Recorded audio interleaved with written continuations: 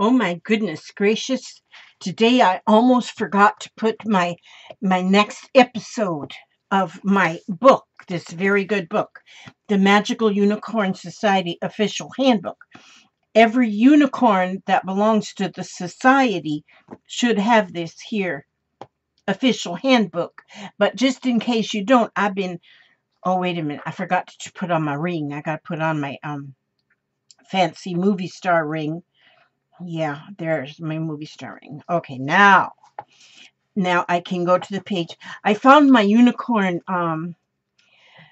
my I Love Unicorns bookmark that was sent to me by a dear subscriber.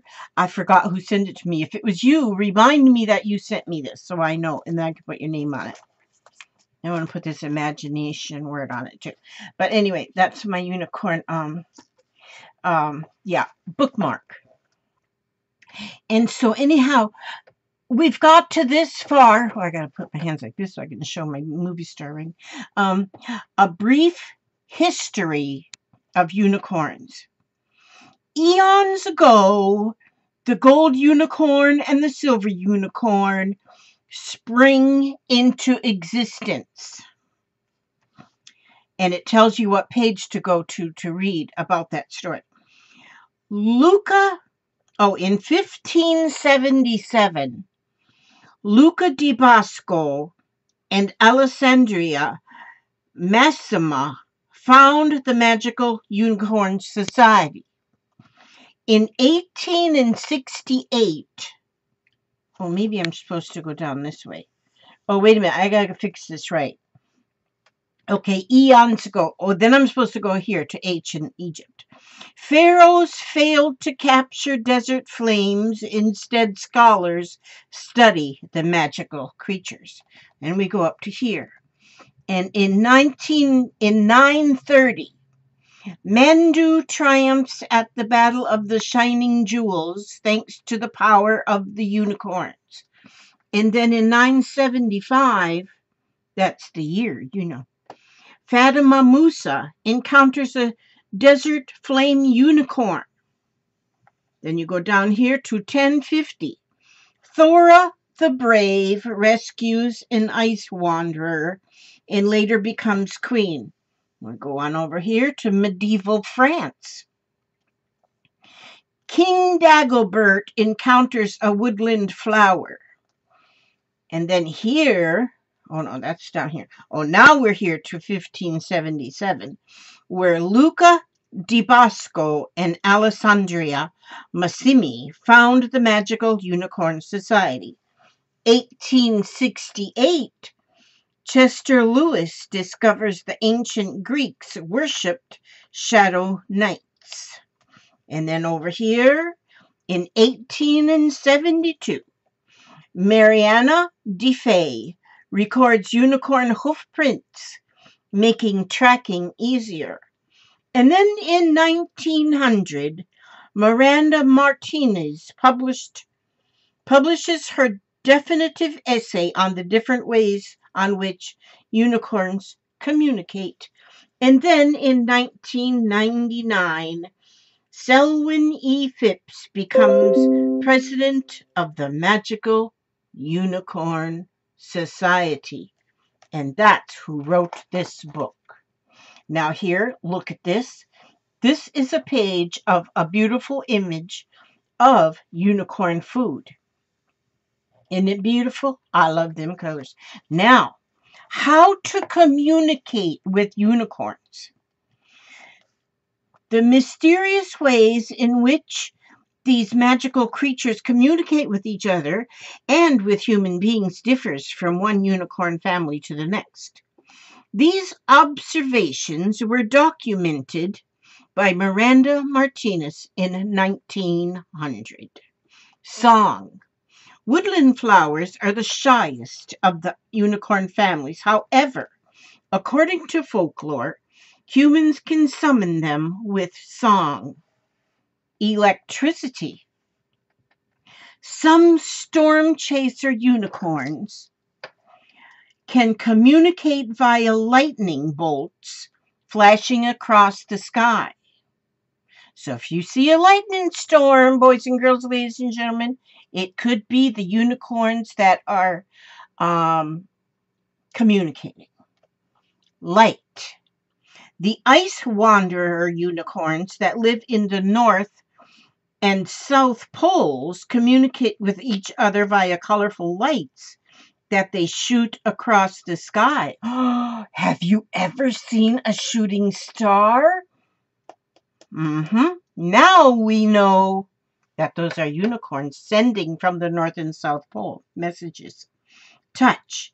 If you get close enough to touch a mountain jewel, you or other unicorns can communicate with them telepathically through thoughts instead of sound or movement. Dreams. Shadow night unicorns appear in people's dreams, warning them of potential danger. Now we're going to learn about the desert flame unicorns. Now, look at here how beautiful they look at their horns. Look how pretty they are, the desert flames. Fatima Musa loved animals. If she wasn't playing with her adored pet cats, her lizards, birds, and dogs, she could be found in the local market watching closely as the farmers sold their goats, their cows, or their camels. Little did she know that when she grew up, she would form a bond with one of the most extraordinary animals, the desert flame unicorn. Fatima lived in a bustling town in 10th century Persia, where nearly anything and everything animal related was available to buy. Traders would sell long-legged buzzards, leopards, and a madrid of colorful geckos and emerald-eyed snakes. Even river-dwelling crocodiles could be purchased for the right price. Fatima was enthralled by the very creatures and spent hours sketching them. Her wonderful drawings with arabesque detailing around the outside, accompanied by handwritten scientific notes, was the perfect training for her future. Fatima went on to become a famous desert explorer and the first person to chronicle desert flame unicorn. When Fatima was a young woman, she joined a party of merchants who were traveling across the Great Salt Desert. Along the way, she wanted to draw a catalog, which she found. She was soon on the trail of the gazelles, the ground jays, and even the cheetahs that lived out on the desert plains. Every night she would crouch by the fire and record what she seen. One evening, as Fatima was bundled up against the freezing night air in her canvas tent, the wind gathered strength and pace never seen before. She hunkered down as low to the ground as she could, wrapping her blankets tightly around her shoulders. However, the whistling of the wind grew to a roar, and Fatima's canvas tent was ripped away completely. The rest of the camp was in chaos too. Men and women struggled to control the camels, which were braying loudly. The merchants tried their best to gather up their goods that were strewn across the desert. Fatima tried in vain to gather up her own things, but everything was lost to the wind. She blindly turned toward a voice that had shouted out to her, but she couldn't see her hand in front of her face. She stumbled and fell. Her whole world went black. Hours later, Fatima woke and found to her horror that her traveling companions were gone. She called out, but her voice only echoed across the desert. She tried not to panic. She would head east toward home, working the direction out by the position of the sun. It was hard going. As noon approached, Fatima was baking in the heat. The sweat dripped down her face. She would have given all her meager possessions for one sip of water. She knelt down on the ground in despair and let the sand sift between her fingers. Someone help me, she cried out. And that's when she saw it. There was a strange light shimmering in the distance, as if the sun was reflecting off polished metal. Fatima rubbed her eyes, convinced it was a mirage. She saw another flash of light, and then another. Moving toward her were what looked like a group of horses, but these were none like she'd ever seen before. It was a blessing of horses. Unicorns. Rare creatures she had only heard of in stories. The lead unicorn bent down and nudged her with its nose. It snorted and stamped its foot gently. It had deep brown eyes, tawny brown blonde coat, and a magnificent twisting horn. It encouraged Fatima to stand up. By now, the other unicorns had surrounded her. They all seemed curious, as if they've never seen a human before. Fatima was far more curious, though. She could sense that she was in the presence of something special, even magical. The unicorns were gentle but proud and had a sweet smell that reminded her of her grandmother's lemon tree. The blessing crowded around her and gently nudged her in the direction they were traveling. Fatima was so enchanted that she walked alongside them, being careful to keep her distance from the shiny bronze horns. They looked like they had potential to cause some serious harm. Eventually, the unicorns led her to an oasis deep in the desert. They gathered around a pool of water, which other animals were already joyfully lapping up. One unicorn used its horn to shake a date tree that soared above them, scattering the ground with juicy fruit. Gratefully, Fatima drank her fill of water and devoured the dates. When when clouds gathered overhead once more, she took shelter as best she could among the blessing, but eventually the winds whipped up so fiercely that even the unicorns decided to flee. As the sandstorm rolled toward them, one desert flame hurried over to Fatima and nudged her on the back. Fatima grabbed hold of its fluffy mane, and the unicorn dashed onwards. It was the fastest creature she'd ever encountered. As the sand threatened to engulf them, the unicorns stamped their hooves. Fatima felt a strange, weightless feeling. She realized that the unicorn she was riding had lifted off the ground. The unicorn was flying. Fatima sounded the ground and shrinking beneath her. The unicorn's brass horn shone brightly, and its hooves were glowing with yellow-orange flame. Exhausted, Fatima nestled into the unicorn's coat and slept. When she woke, the creature was putting her down gently. She looked around and recognized where she was. She was just outside her hometown. She patted the unicorn on the flank.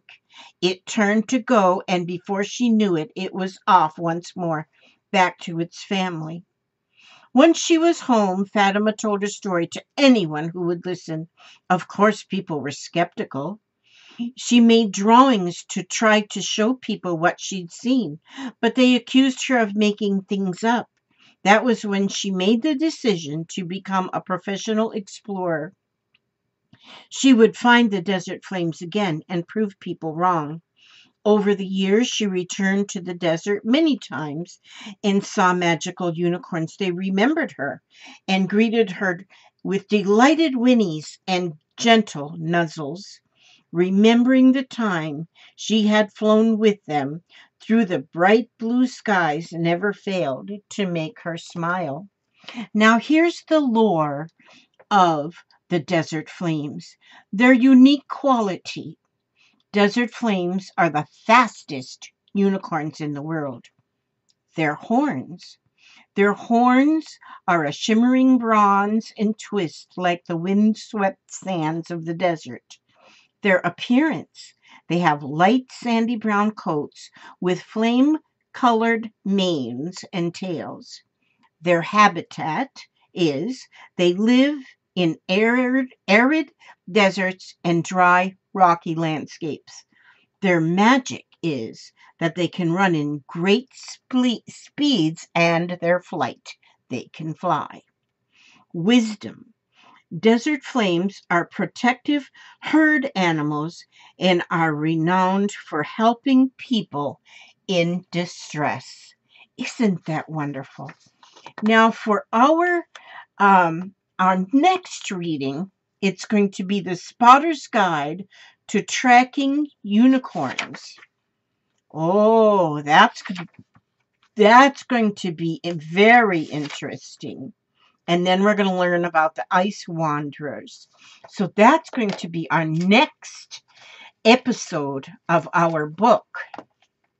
I'll put my bookmark there so I know where it is.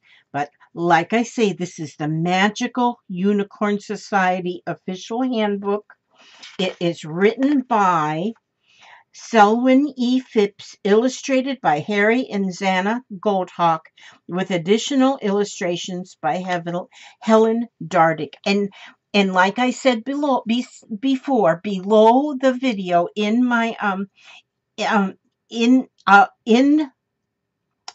the box where it shows information, I'll put a link to my Amazon whatever you call it, Amazon affiliate link, and this book is in there in the event that you want to buy it, but from them. I mean, it's not buying it from me, it's buying it from Amazon, but in case you want your own copy. But I will be reading the whole thing in my little videos. We're more than halfway through, so there won't be too many more videos, but I'm glad that you're here to watch these, and I want to say thank you, and I love you for stopping by, and I will see you on the very next video. I ask God to watch over you and protect you and guide you in every step you take, every move you make, and I will see you on the next video. God bless.